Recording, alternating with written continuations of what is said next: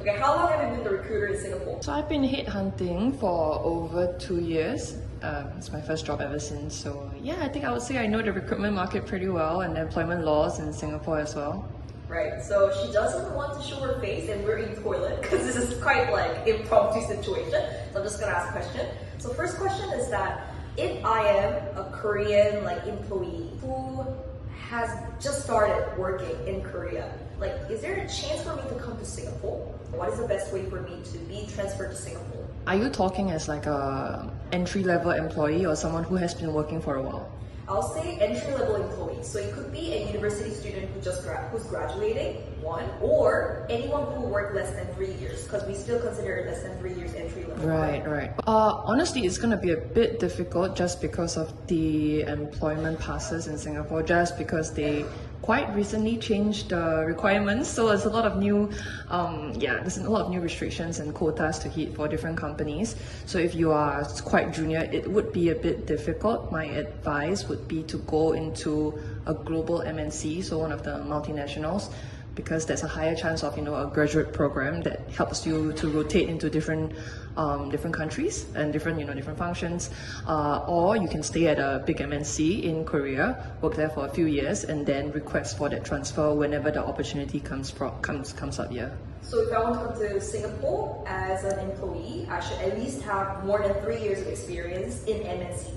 That would be ideal, because that way you are at least exposed to a more global office, because Korean companies in general are very limited to Korea, right? So if you're doing, let's say, marketing in Korea, you would only have the knowledge of the Korean market, and there would be a lot of new areas to learn from if you were to move to Singapore or any other country even. So there would be why would a company hire someone in Korea to do marketing in Singapore when they can find someone in Singapore to do it? Right, so mainly you've been recruiting for marketing? I do marketing, sales, anything commercial, so yeah, and anything within that realm, especially for consumer goods. So that would be like your Samsung, your CJ, food and all that. Would you say those are the top companies that are interested to? Actually, I would say Singapore has quite a wide range of needs, and so let's say I think right now would be tech. R&D is one of the up and coming areas, especially with Dyson's investment. Although they did do some retrenchment, But apart from that, sales and marketing, I would say it really depends on the type of talents, because sales and marketing is very competitive. So you really need to stand out. That's why I think it's also good to have some regional expertise, because as a headhunter, when I look at someone's profile, I look at a few things. The first thing is how long they are with a company, so whether their CV looks jumpy. By jumpy, I mean whether you change your job every 1 or 2 years, because that's not ideal. It means that there's a higher risk if I hire you because you will leave. That's the first one. The second one is whether you have the skill sets, whether you've been exposed to all realms of marketing, or are you a niche marketing person, for example. So it's whether you are focused or are you a generalist. That'll be 2 areas I'll look at, to identify if a person is qualified or not, and whether there is a need in my client pool of whether they need that skill set. Right. And speaking about being spotted by the recruiter, what are the basic things that Korean employees who has been only in Korea need to do to be spotted by a Singaporean recruiter? Right. So that is quite universal, even not just for Singapore. If you're just trying to go out of Korea, you need to have a LinkedIn, at least have it in English, and you have to put in all your skill sets. So let's say you are in a tech side of things, or something that requires a lot more hard skills, like all the softwares and software languages. Best to put it on your CV, and as well put all your experiences, all the big projects. Put some numbers. You don't have to put the exact numbers, if it's confidential, but at least have something that shows your achievements, what you've covered, and the country scope as well, because that would be the most important.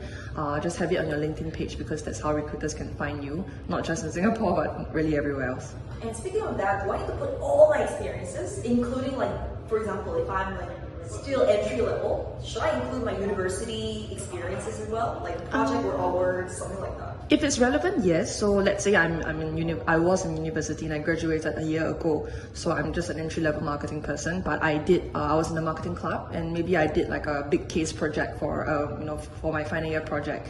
Then yes, I'll put it in because it's quite relevant. But if it's like something like you were in a chess club, I don't think anyone would really pay too much attention. Right. And then just now you mentioned about keywords. Like you need to put a keywords. Where should I put this keyword? Right. You can put it anywhere on your LinkedIn page. But let's say there's a job list function. To put your career history. Under every career role, you can put like what you did, your main responsibilities. That's where you put your keywords. So when recruiters try to find candidates, that's how they look for candidates by the keywords. Right, so that means that when you search for the candidate in LinkedIn, you'll type the keyword first, and anyone who has the name, has the keyword in their profile anywhere, it will appear. What do you think about putting those keywords on your name? No, you don't have to. Yeah, I think it's best to either put it on your headline. Maybe you can say that you're digital marketing, specializing in SEO, for example. You can put that SEO expert or something. So when I search SEO, it would appear. Right, and then so you can also put a banner, images. Yeah. Do you care about it, whether there's an image or banner or not? No, you don't care. Not too big of a deal. Yeah. As long as you have a profile photo. Profile photo does not matter as well. But of course, if you have a profile photo, or if you are even posting or liking stuff on LinkedIn, it would show that you're a bit more active, because sometimes if your profile is just a dead profile, people might not approach because they think that you are not active. Right, so usually, will you contact by the LinkedIn message or by the email or the phone number that I put it on LinkedIn? Which one would you prefer? So recruiters usually will send you a LinkedIn message. But if you want to be reached out, a lot more, you might also get unexpected, phone calls. Then you can put your number, or you can put your email there, but of course be sure to check it. Right, okay, so LinkedIn is the basic of everything. Yes, to go global, LinkedIn is the answer. I see, so let's say we're no longer entry level. I'm more like experienced, 5 years, 7 years, and I'm still in Korea. Then what would be the other thing that I should do to be spotted by the recruiter? Okay, so apart from, global MNCs, you can look into Korean companies who are very big or who have the goals of expansion, because that's where you can really leverage on your skill sets, right? You're Korean, you speak Korean, and if you're fluent in English and you want to move to Singapore, you would be like a top candidate for your company or the other companies, Korean companies who wants to expand, to be moved to Singapore, because you can speak the language, the brand, the company's culture, and that would be the easier way to move if you're not in a global MNC. Right, so it's either I work for the company who has a potential to spread their wing to Singapore and be the first of the candidate, or go to MNC that already have a branch in Singapore. That's right, yeah. So it's really difficult to transfer to Singapore without any of this background. Yes, it is a bit difficult, just because right now the economy is not doing very well. Right. Yeah, so because of that, it's a bit tricky. And as I mentioned, the employment pass is a very, very big thing. A lot of companies, they do not have the quota. So how the quota is being, checked is really based on, the number of the same nationality. So for example, you are going to try to move into Samsung in Singapore. A lot of this employment pass quota would be reserved for the senior management who are Korean, and then because they have too many Korean staff already, you would most likely not pass the nationality quota. So it would be a bit difficult. So honestly, you have to just do your best in your existing role, try to make yourself into like a master of, what you're doing. So at least, when recruiters contact you and you are able to share with them confidently on your experience and what, your ambitions are, they will be able to sense that, and they will be able to pitch for you to their clients as well. Right, I think the last question that I have for now would be related to those people who say, I just want to come to Singapore and start with any kind of job that can give me a pass. So, for example, if I come to Singapore and then start working as a Korean restaurant server, and then later while I'm working as a server, I prepare my resume and start applying for the why not? company. What do you think about that? It's possible because it's one step closer to working in Singapore because you are already in Singapore. But of course, employment pass is still the big question. Is still whether the companies have the quota or not.